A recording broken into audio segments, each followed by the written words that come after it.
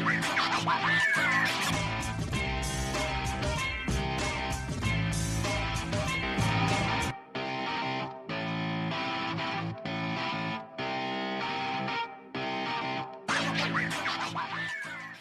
views and opinions expressed in this podcast by the host and or the guest do not necessarily reflect the views of the host and or Paranormal Buzz Radio and or its sponsors. Use of any material produced by Paranormal Buzz Radio without express written consent is prohibited. Paranormal Buzz Radio will not be held responsible for you holding your knees, crying, and rocking in a corner in a puddle of your own urine, or being beheaded by a group of children in a cornfield. In fact, if you come across a group of children in a cornfield, we promise to make fun of you as you run away screaming in terror.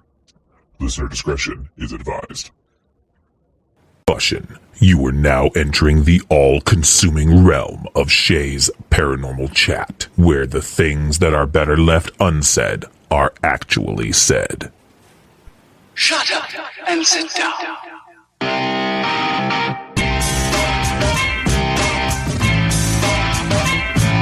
You're listening to Shay's Paranormal Chat. Paranormal podcasting done Shay's way. Tons of fun. Dude, seriously? A bit sarcastic. Hashtag investigator, not hunter. But always real. Hashtag data, not evidence.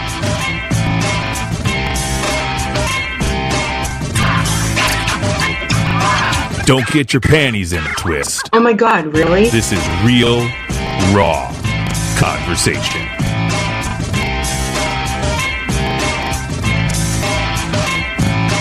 Ladies and gentlemen, welcome to the show.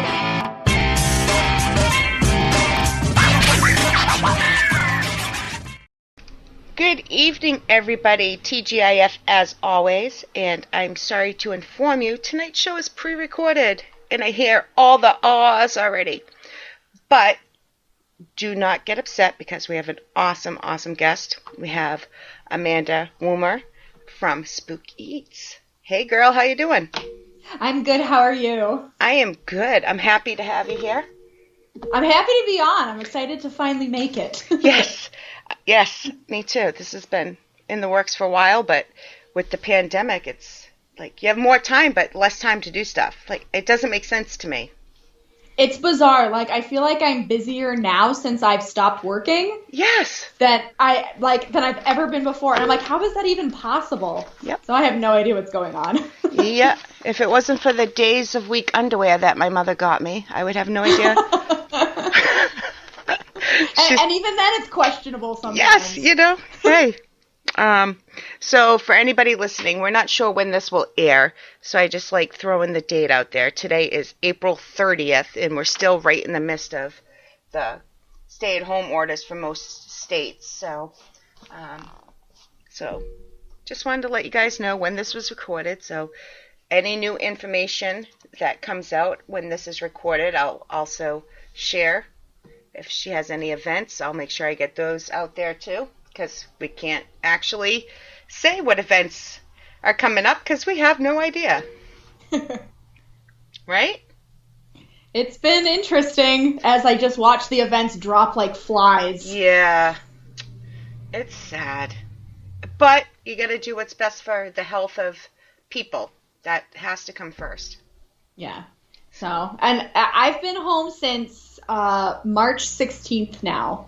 And like I found things to like fill my days with and stuff, but every so often I think to myself, like I'm an introvert. I love being at home. I love doing my projects, but I like doing it when I want to do it. Amen.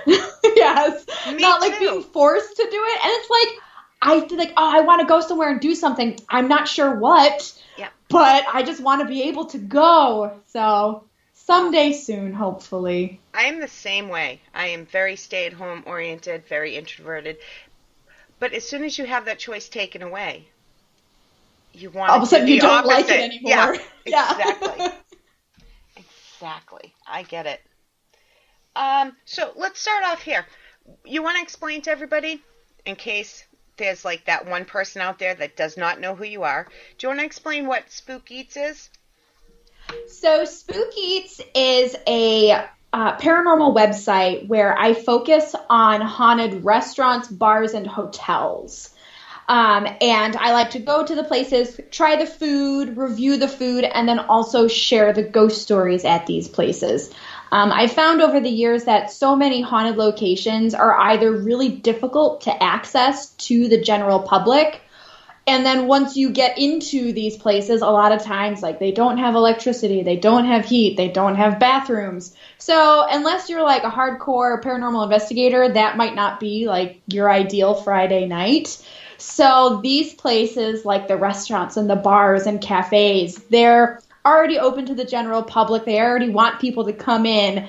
And a lot of times they have just as many ghost stories and just as much history as, you know, the quintessential haunted places that everyone already thinks of. So for the price of a beer or an appetizer, you could potentially experience just as much paranormal activity as you would in, you know, an old, you know, hospital or an old orphanage or places like that. Exactly. I think it is one of the smartest ideas I've ever heard. I've always thought that since I was introduced to you. So it's brilliant. I'm going to say, it came kind of like almost out of like necessity, not necessity, but I was just thinking, you know, so many places highlight the already famous and infamous haunted places. You don't want to oversaturate the market, and, you know, Exactly. people won't find it interesting or unique or different. And I really didn't find anything online that really highlighted, you know, restaurants and bars. And it's like, I like to go out for a drink. I love eating food. And a lot of times, like, when you're traveling, you know, you have to eat wherever you are. So why not eat at a place that has like a lot of history, but also some creepy ghost stories as well? Exactly. So do you record them telling the story, or do you retell it? So I retell it. A lot of times people don't necessarily want their names out there. Like, they're fine with the stories being out there, but not necessarily their names. So I've started basically just kind of recounting the stories that people share with me, as well as recounting my own experiences. And the fun thing is like, you'll ask, you know, a place like, you know, oh, are there any ghost stories here? And you'll ask your waitress, Yep. or, you know, the maitre d', and then all of a sudden, like, there's just a horde of people around your table and everyone has a story to share, which I just think is the coolest thing, because I feel like when people have paranormal experiences, it feels like a very isolating experience. You think like, oh, I must be crazy, I didn't really experience that. Where when you actually find out that people have had these experiences, it's kind of this weird, like, unifying sort of thing that brings people together. Exactly. It's reconfirming that you're not crazy. Like, okay, somebody else has done this. I love the little lesser known places. I really do. So yeah, and those are always my favorite. Like, they're always like really willing to like talk about their stories. Yep. And not that they're like, you know, they're more open to like the promotion, because, you know, I'm getting their names out there and stuff. But a lot of times we'll go to places that are already really well known, or they have a big following, and they're kind of like, we don't really want Spook-Eats to come here. Who are you? Whereas like the smaller places, the dive bars, you know, those places that are kind of like, they're like off the beaten track, and you walk in and you're like, I already feel like I belong here. I'm at home. Yeah, exactly. Yeah. A lot of times, like, I'll walk into, like, a nicer restaurant and be like, oh my gosh, I'm the riffraff. I shouldn't be here. So it's, like, the smaller places that I love highlighting them and bringing attention to them, because a lot of times they go unnoticed because they're not featured on TV shows or podcasts, and a lot of people don't know about them, which is a shame, because they're some of the best places out there. Yeah, I think so. Do you ever review their food? Oh, yes. So that's kind of like how I break up the articles on my website. Is I'll basically share the history of the location and the ghost stories of the location in two separate sections. And then I give it a spooky rating out of 10 and a yummy rating out of 10. Yes. I try to be pretty fair with the food reviews, just because I'm not a trained chef in any way. You know, like, I like to cook, I like to bake. I'm 1,000% amateur when it comes to that sort of thing. But I I like food. I like trying unique food. I used to live overseas, so like I've traveled extensively trying different foods. So I feel like I have a pretty daring, sense of taste, for lack of a better term. So I try to be pretty fair with that because I'm not a professional. I'm not a professional food critic. But it's just more so I look at the prices, I look at the variety of the foods, and then I'll order a few different things. I'm not going to spend, $200 on a meal. But just kind of being like, this was really great. This was kind of boring. Don't bother with this. Definitely order that. Yeah. So it's a little bit of both. More so the history and the hauntings because that's more of my specialty. But definitely talking about the food at least because some people that's why they come to my website is to see the food ratings as opposed to the ghost stories. So before I forget, you want to throw out the website name and where you're from, like the general location of where you travel so people can find these stories and reviews that are in your area? My website is Spook-Eats.com. Pretty simple. And I'm out of New York. I live in Buffalo, New York, which is Western New York. So a lot of the places I managed to get to are in, New York, Massachusetts, New Jersey, Ohio, Pennsylvania. Those places are all within like a day's drive for me, which is nice. But my husband's family lives in Minnesota, and we go out there fairly frequently throughout the year. So kind of like the space between Western New York and Minnesota, like we kind of just like go back and forth on there, and we get to a lot of really cool places in that that portion of the United States. That's a big area. And it's tons of really interesting places that are places that you don't necessarily think of to be haunted, but then you go there and you're like, this is kind of cool. This is unique. If you ever come to my part in New Hampshire, I have a great place for you. Done. Next when I'm allowed out of my house. Yes. If you ever get this way, it was even featured on Ghost Hunters, the original Ghost Hunters. Oh, really? Yes. So, and great people. I've known them since they were little kids. So let's start with your background, or because I want the story to be more, I want the story to be more personal about you. Because once anybody goes to your website, they're going to fall in love with you. So I wanted to do something a little different and kind of talk about you. And you just said you're from New York. Did you grow up in New York? Yes, I've lived in New York my whole life, Western New York my whole life. And then after college, I moved overseas for a few years to teach English as a second language. But now I'm back in New York, kind of like putting roots in very slowly. Yeah, see, there you go. What got you interested in the paranormal and when? So I've always been interested in the weird stuff. One of my first books I remember buying myself was a book on like cryptids, like Bigfoot and the Loch Ness Monster and all of that. And I just thought it was the coolest thing.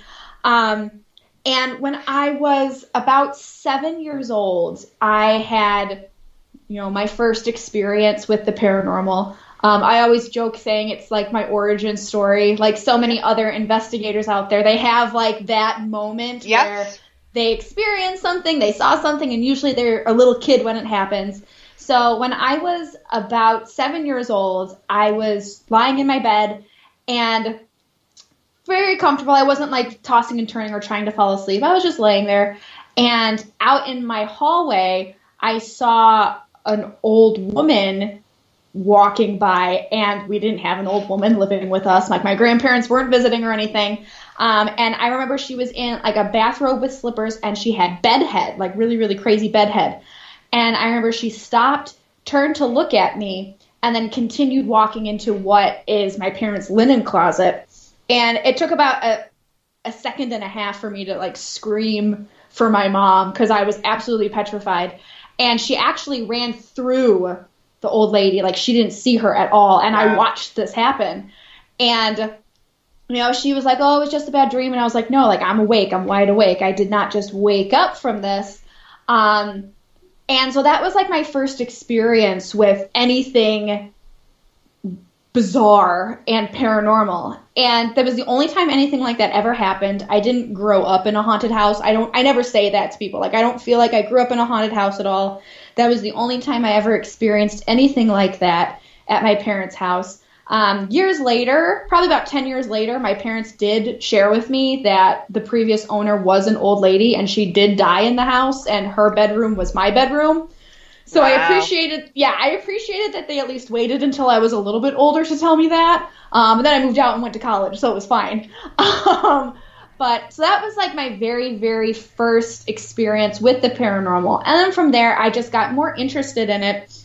I grew up with my parents taking my brother and I to cities like Gettysburg and Salem and Key West. You know, these places that are kind of, dark tourist spots where people, yep. There's all these stories of hauntings and ghost stories. So I grew up going to these places and going on ghost tours. And then when I was about 14, 15 years old, I started, quote unquote, ghost hunting. I would take the old digital camera and take pictures and, there's orbs in here and, go to the cemetery. And over the years, I've gotten much better at like my style of investigating. But that's kind of like the beginnings of Spook-Eats, which I feel like is almost every investigator's early years, which is always fun to talk about and see how similar it is for almost everyone else. It is. I enjoy it. That's, kind of how I got started in podcasting. So when you were 14, do you remember, it doesn't have to be the very first, but do you remember the first place or what type of places would a 14-year-old go to investigate? So I didn't go to too many interesting places. My town, luckily, is very small, so I could walk to a lot of places because I was not like an athletic girl. I was like, I'm not riding my bike anywhere, so I would walk to places. And the one place in particular, which it's not spooky at all, like I don't even know why I thought to go back there, is at the end of my parents' street, there's a playground. And that playground kind of leads a little bit into a wooded area that goes down into a creek. And there's a railroad track that runs right past it, a still active railroad track.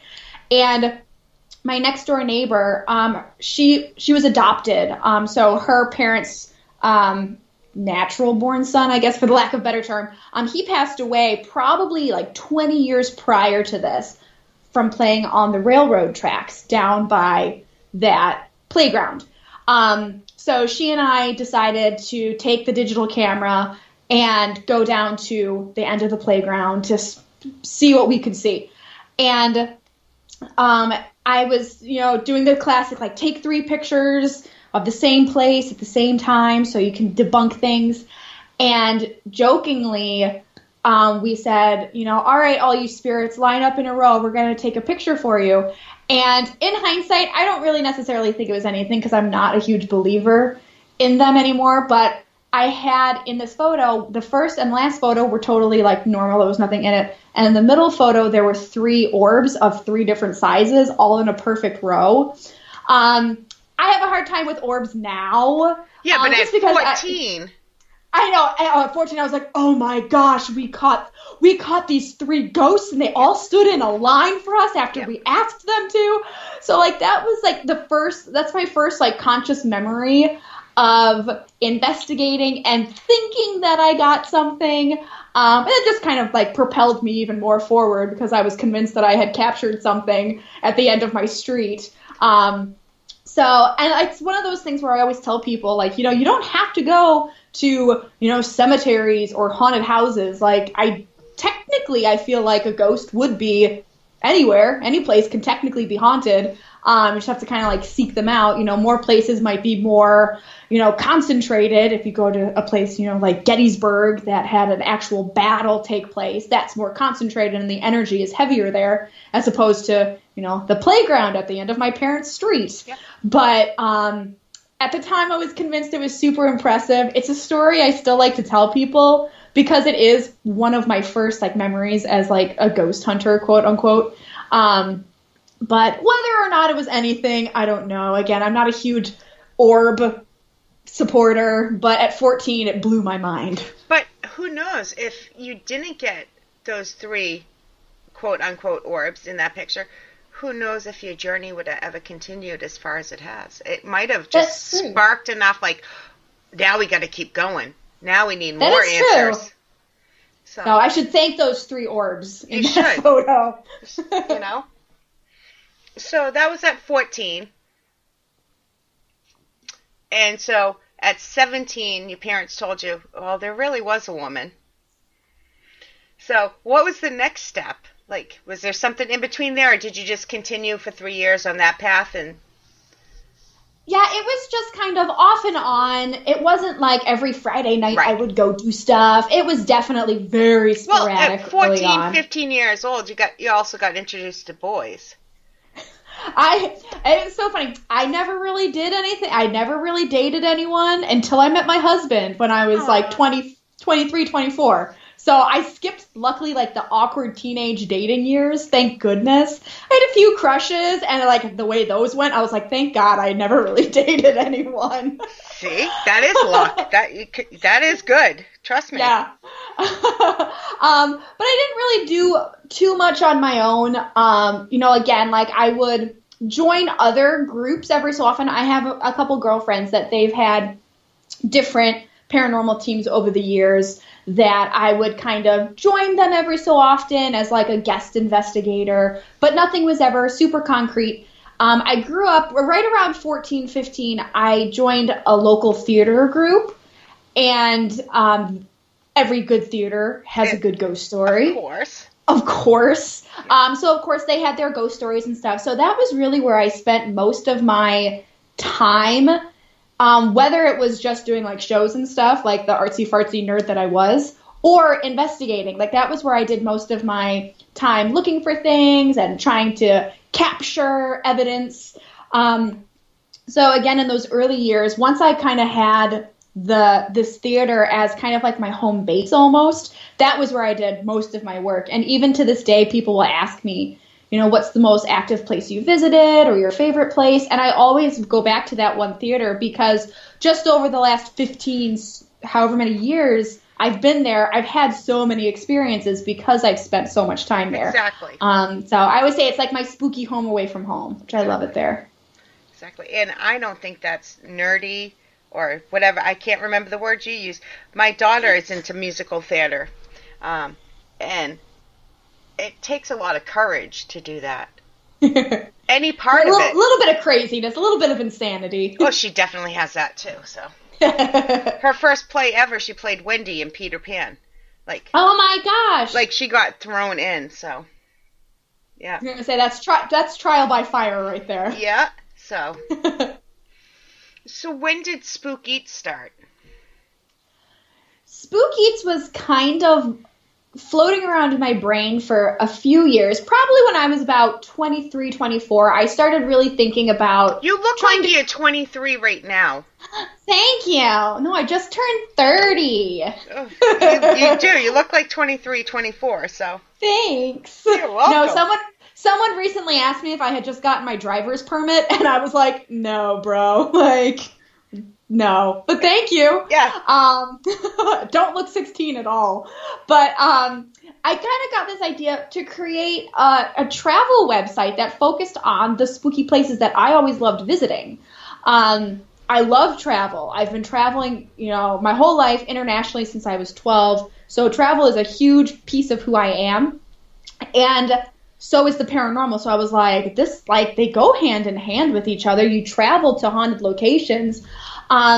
So it was in my brain for a while, and in 2014, my brother was diagnosed with cancer, and he battled for 8 months to the day, and he passed away April 8th, 2015, and it was at that point where I always describe it as like my kick in the butt that I needed to actually finally act on, Spook-Eats. It took a few more years to actually officially create it. Spook-Eats started officially in 2018. So it took 3 years of me kind of still hemming and hawing and, visiting places and being like, well, this could be a Spook-Eats location. But it was really the passing of my brother that was the only reason why I ended up following through on Spook-Eats. I don't think I would have ever felt the need to do it if he was still here. But basically, my thought process was that before my brother got sick and much less passed away, I was always very confident in what I thought and what I believed with life and death and what comes next. And all of a sudden that was shattered to its core. And I found myself questioning everything, literally everything. And I realized that the only comfort that I was getting was not by, going to church or volunteering. All these people have really uplifting ways of coping with the death of a loved one. I was not that person at all. I turned to alcohol and then I turned to the paranormal. And I would talk with friends who they would go to psychics and those were their personal experiences. Or I would talk to paranormal investigators and they would share their experiences with me, not even realizing my brother's passed away. I'm literally you're my lifeline right now listening to your stories.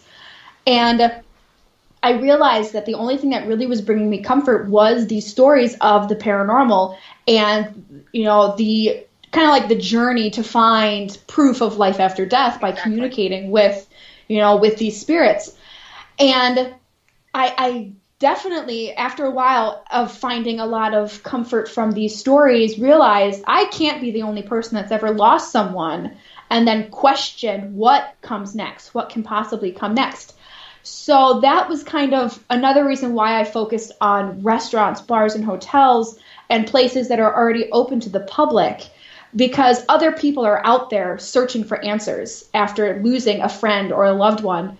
And if Spook-Eats can provide a sort of roadmap or a travel guide to these locations that have paranormal claims, they could potentially go to these locations and find answers that they're looking for themselves. You can only be told so many things to make yourself feel better, but if you can actually go out and find those answers yourself, it's so much more comforting and so much more helpful. So that's really the heart and soul of Spook-Eats and really why I'm doing it. I also, my father died around the same time as your brother, actually May 13th, the same year. Yeah. Sorry. And it also makes you look at things differently because you realize you don't have the amount of time you thought you might have had, and anything can happen.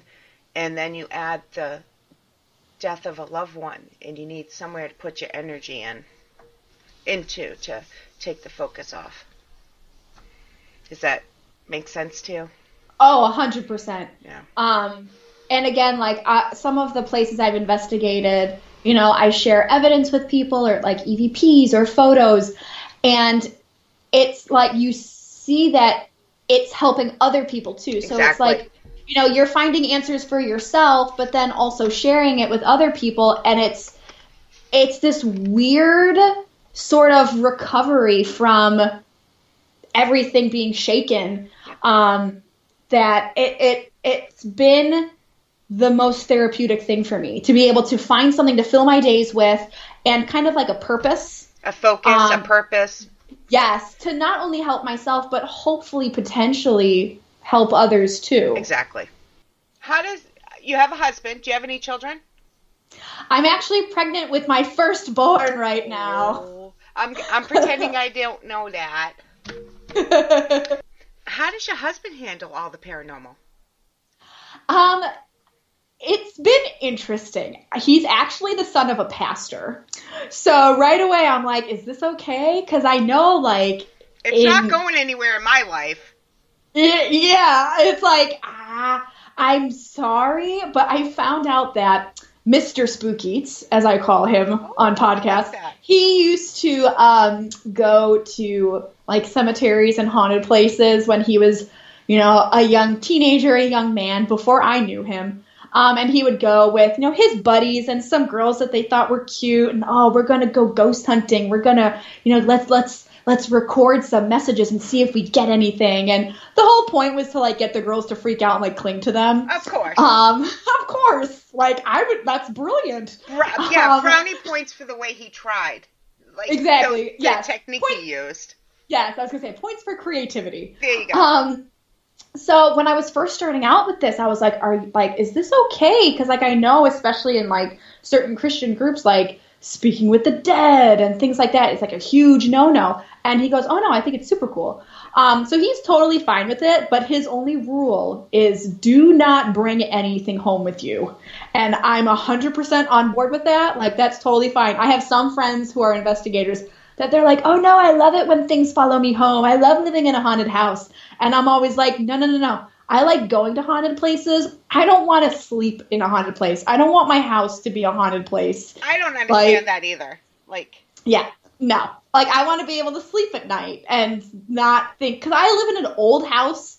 So, I mean, it makes noises like it's its job. And if I thought my house was haunted, like, every creak would be a ghost. Everything would just be absolutely terrifying. I could not be here by myself.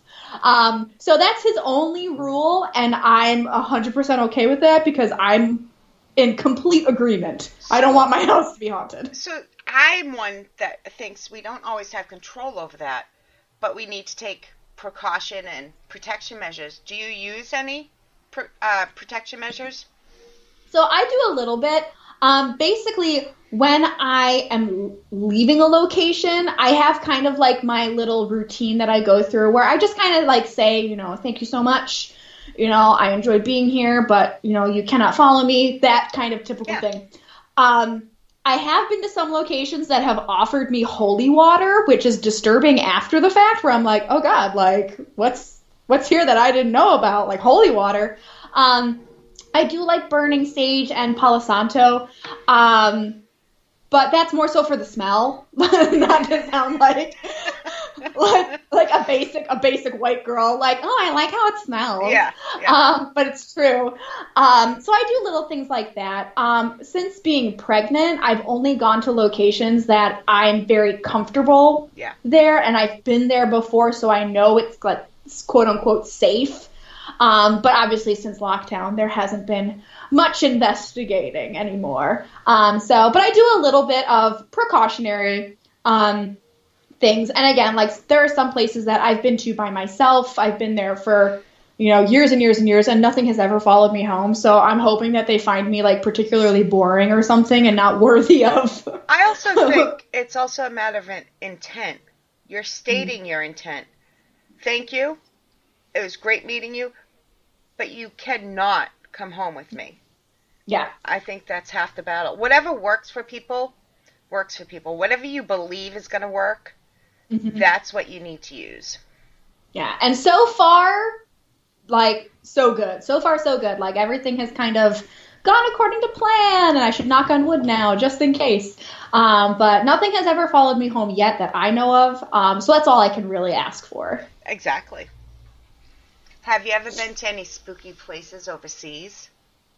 I have. I didn't just get back. It was last August now. But it feels like I just got back because I've been stuck in my house for a month and a half.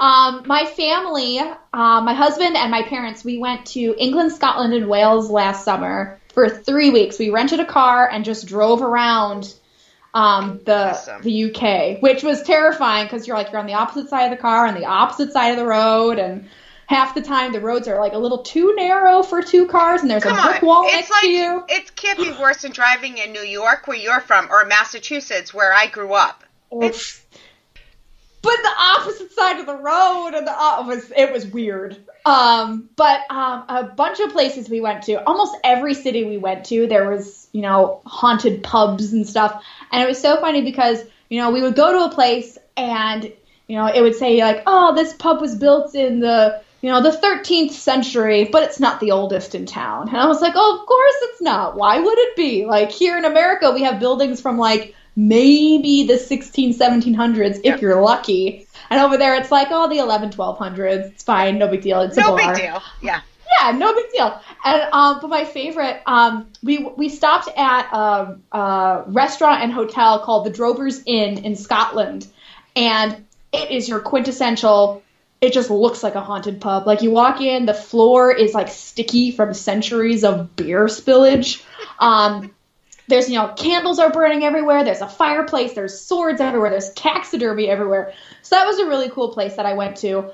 And then when we were in York, England, my favorite thing was that there was no less than 6 pubs that claimed to be the most haunted pub in York. which I just thought was hilarious. And they're like next to each other half the time, where like you're clearly competing with each other. They're probably all sharing the same ghosts. Yeah, they right. go from exactly. one to another. Yeah, I would. Bar hopping. Yeah, right. Oh my gosh, haunted pub crawl. There we go. Yep. But my favorite place that I went to, especially while in York, was called the Golden Fleece.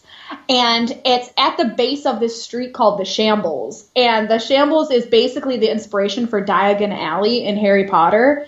And, like, you read that and you're like, okay, whatever. And then you actually go to it and you're like, oh my gosh, this street is wacky. Like, it just looks like Diagon Alley. And historically it was basically the road of butchers. So, you know, they would, you know, be slaughtering the animals and stuff, and I guess the blood would trickle down the Shambles and end at the doorstep of the Golden Fleece.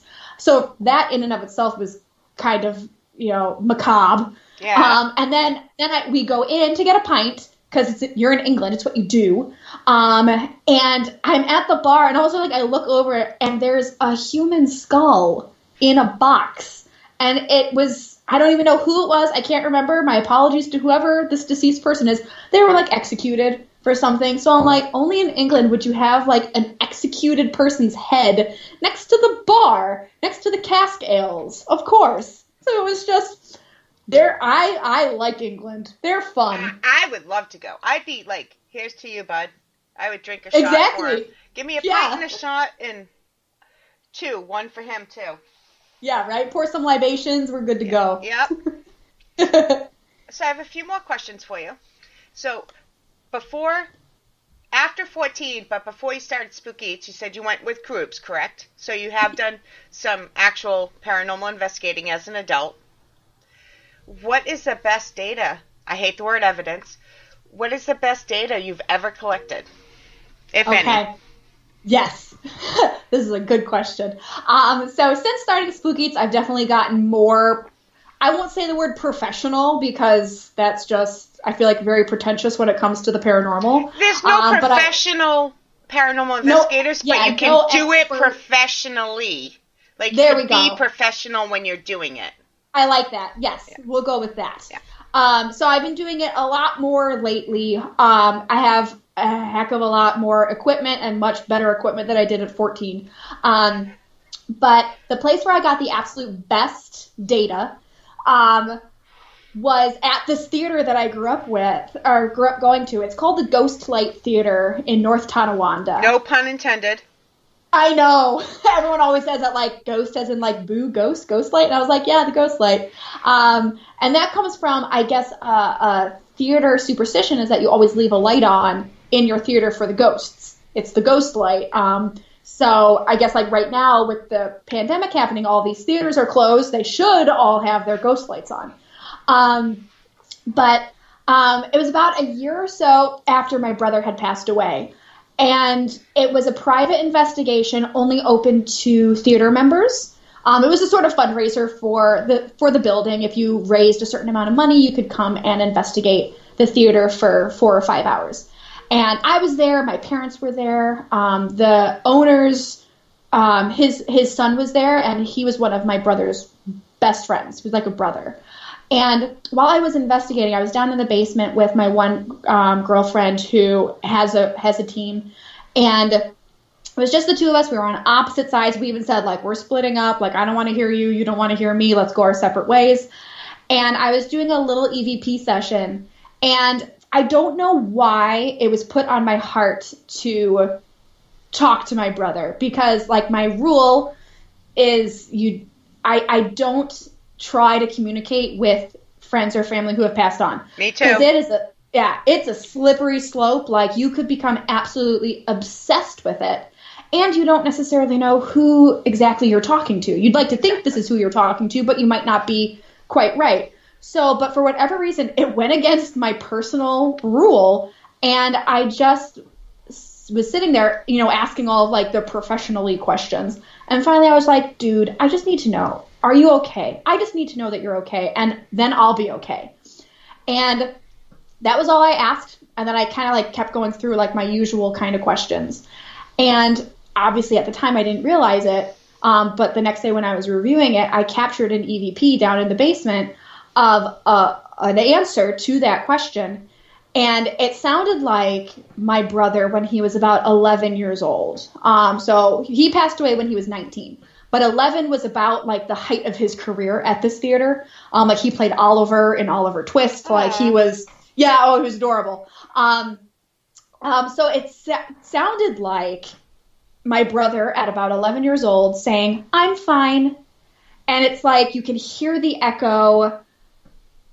It's amazing. And it's funny because I said to my girlfriend who was down there with me that night, I was like, it's funny because I know it's not you because you have a really deep, sultry voice. And she just started laughing. But I was like, no, but that helps, though, that I know it wasn't me. It wasn't her. And there was no one else down there with us. Everyone else was, up in like the main theater area. So that was amazing in and of itself. At the end of the night, another woman who was who has her own team came up to me and she said, I don't want to upset you, but I think I found Jed, my brother. And I was like, what are you talking about? And she showed me a photograph on her phone that she captured that is in the exact same place that I got the EVP. Wow. And it is a carbon copy of a family photo that we have of probably 5th or 6th grade, Jed's first day of school photo.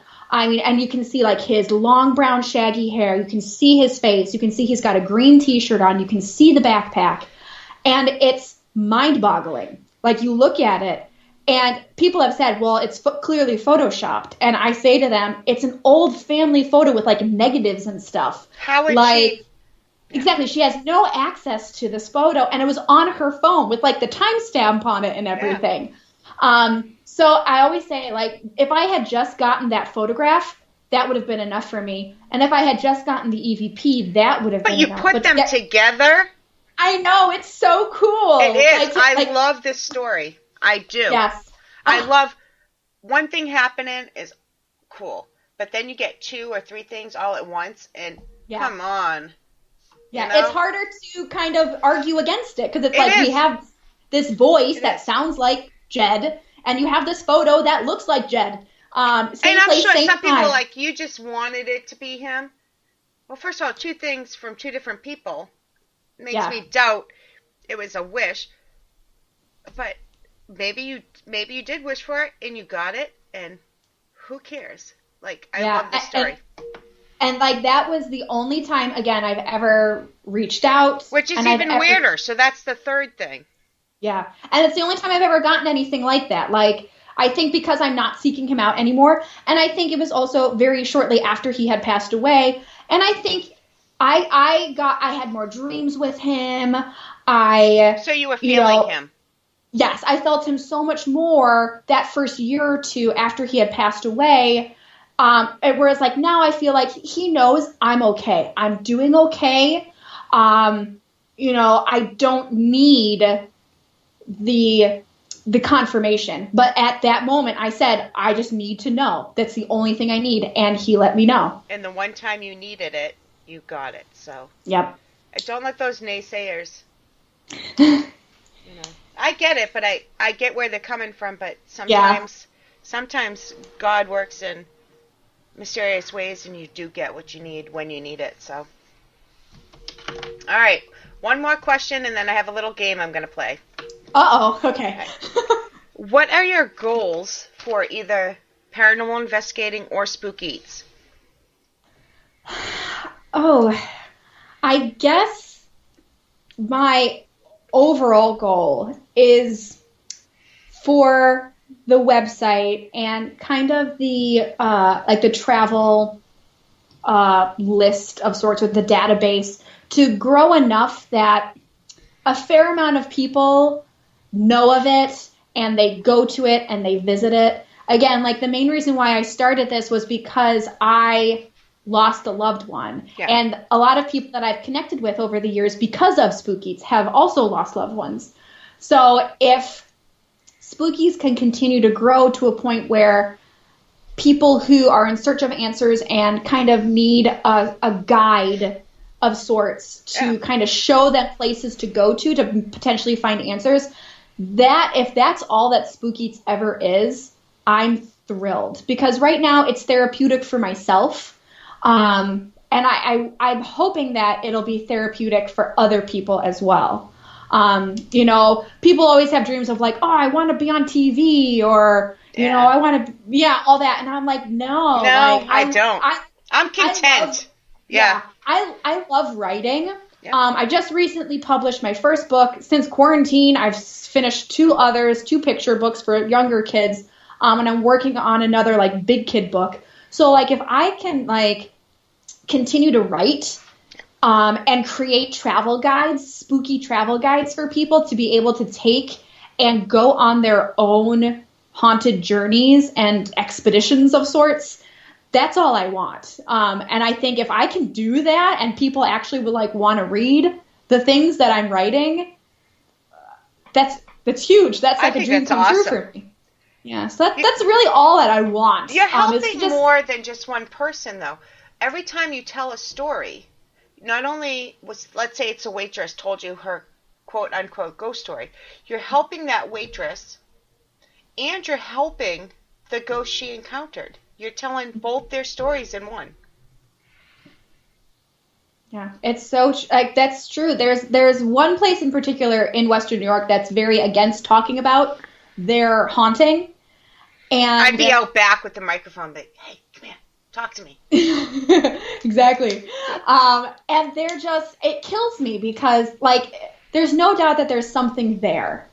And because they're not talking about it, I feel like the spirits are just kind of, they're stuck. They're trapped in this sort of limbo where they can't share their stories. They can't get their names out there. They can't acknowledgement of their existence. Yeah. And it breaks my heart. Yep. So like when I find places that are 100% open to the idea and they love talking about it and they love sharing their history and love sharing their stories, that just like reinvigorates me. Because it is like, you know, they always say like, you know, you die twice, when you die and when someone says your name for the last time. And there are some places that I investigate on a fairly regular basis that you know the names of the spirits that are haunting it and you call them out by name. And in a way, it's like they're still going on in a way because you're interacting. If you keep, in my opinion, every time you think of somebody or you mention their name out loud, they're still here with us somehow. Their memory lives on. Yeah, I agree 100%. Yeah. Before I forget, and I'm very sorry I forget the actual full name of your book. It's something Atlantis. Atlas. So it's the Haunted Atlas of Western New York. There we go. I remember the black cover. Yeah. Where can people find it? Because I heard it's a very good read. I haven't had a chance myself yet, but I heard it's awesome. So like locally, it's available here in Western New York at a couple of haunted locations, such as Iron Island Museum, the Ghostlight Theater, like I mentioned before, and Greystone Manor, as well as at Paranormal Oddities, which is an amazing paranormal shop around here. I was gonna say they're great. I love it. You go there and you spend about 3 hours by accident. And then also a couple of independent bookstores, like Off the Beaten Path, as well as the Bookworm. Those are where they're available here in Western New York. Outside of Western New York, unfortunately, it's only available on Amazon. So I always like tell people like, oh, it's fun to support the little guys, but if you're not in Western New York, you have to support Amazon. If you're in Western New York, go to the small places and get it. But if not, Amazon is great too. Yeah. Yep. So it's available in print and in ebook. So if you don't want to have to wait for delivery, delayed deliveries, it can go right to your Kindle or e-reader. There you go. I did. I've heard great things about it. Oh, cool. All right, you ready for my game? Okay. Yeah, I think so. All right. So it's called This or That. I'm just going to give you 2 options. Don't think about it. It's like 5 questions. Okay. The first one that comes to your mind. Okay. Ready? Yeah, I think so. I always say there's no wrong answers, but if you get a beep, that means you're wrong. Okay. No. All right, here we go. Investigator or hunter? Investigator. Data or evidence? Evidence. Provoking or no way? No way. Residential or commercial? Oh gosh. Commercial. Orb or dust? Dust. Recorder or video camera? Recorder. Demon or asshole ghost? Asshole ghost. There we go. Ding, ding, ding. See, that wasn't that bad. No, that wasn't. Residential or commercial threw me for a loop. I was like, but I've never investigated anyone's house, so it's got to be commercial. Yeah. So, yeah. No, see, it's just fun. If I'm like in person front of people, if they say something opposite of me, I'll go, eh. I love this. Hopefully when life gets back to normal, you can come back and join me and talk about your other books that hopefully by then they'll be out. Yes, hopefully. Hopefully. You gotta make time before that baby comes. That's exactly it. I was like, I gotta get these done before this thing arrives. May I ask when? August 22nd. August 22nd. That's a great date. Yeah, so still a little ways away. Yes. Amanda, would you like to throw out your social media for everybody? Sure. I am on Facebook, Instagram, and Twitter at Spook-Eats. So nice and easy. It's the same on all of the platforms. I am also on YouTube, kind of. Eventually, I would like to do little snippet episodes of the haunted locations I visit, kind of highlighting the owners and the ghost stories and stuff. But as of right now, that's kind of not happening. So mostly Facebook, Instagram, and Twitter is the best place to find me. And I also tell people who are listening, if they have or know of a haunted restaurant, bar, or hotel, definitely reach out to me. My email is spookeats@gmail.com. I'm always looking to add to the spooky bucket list. Once I'm allowed to travel again, I'm desperate to get out and experience new places. So definitely if you know of a place, reach out. I love to hear from people, especially when it's about haunted restaurants, bars, and hotels. Yes. Definitely, guys, check her out. You know how I recommend people? I highly recommend her. She's not only a great person, but she puts out great material, so check her out. Thank you, guys. Have a great night.